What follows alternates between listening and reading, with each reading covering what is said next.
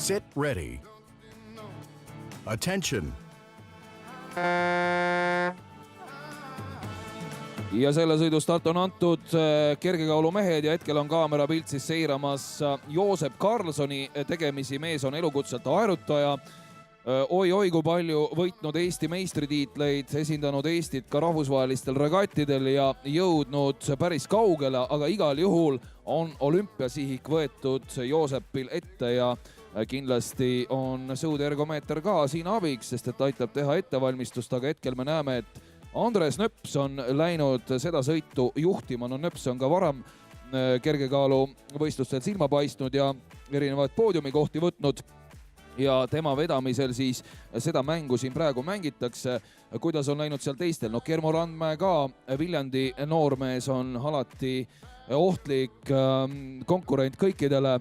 Karl-August Ruusalepp samuti ja Mihhail Kuštein ka noorteklassist muuseas tulnud Eesti noorsõudjate paremikku kuuluv mees, Narva noormees ja näitab ka siin praegu, et täiesti medali võimeline. No päris huvitav on vaadata, kuidas läheb seal Joosep Karlssonil. Hetkel hoiab 6. positsiooni, 22 meetrit on liidrist taga ja on näha siis, et Nöpsi juhtimisel on see sõit praegu siin käima läinud.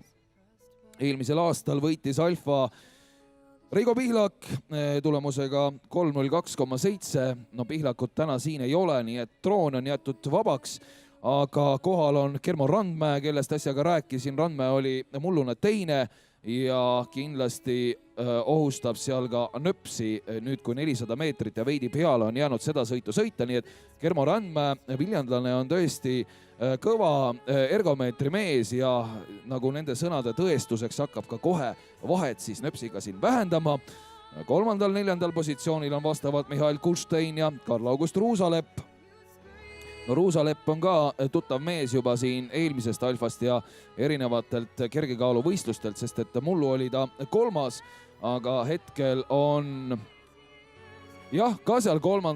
koha peal kinni, kui nüüd Mihhail Kuštein ei hakka tema võimalusi seal rikkuma, aga igal juhul on Kuštein ja Ruusalepp väga võrdsed mehed, nii nagu ka Andres Nöps ja Kermo Randmäe ja vaadake, sellest sõidust tuleb nüüd küll väga põnev lõpuosa, sest et Kermo Randmäe, mullune teine mees, on võtnud nõuks Nöpsi osas midagi ette võtta ja nagu te näete, siis see vahe on hakanud vähenema ja läheb juba selliseks, et hakkab muutuma Andres Nöpsile ohtlikuks ja kas nüüd Kermo Randmäe võtab sealt viimast ja on tõepoolest liikumas võimsalt lõpupoole ja näete, see vahe on vähenemas ja tõepoolest on jäänud kõigest 25 meetrit alla selle juba siin nüüd kohe-kohe sõita ja täiesti võrdsed tulevad ja täiesti uskumatu, mis sõitu mehed teevad. No ja näeme siin, et ülinapilt Kermo Randmäe, fantastiline tulemus, 2.59,9 ja muuseas on suurim au õnnitleda Kermo Randmäed uue alfavõistluste rekordi puhul, sest et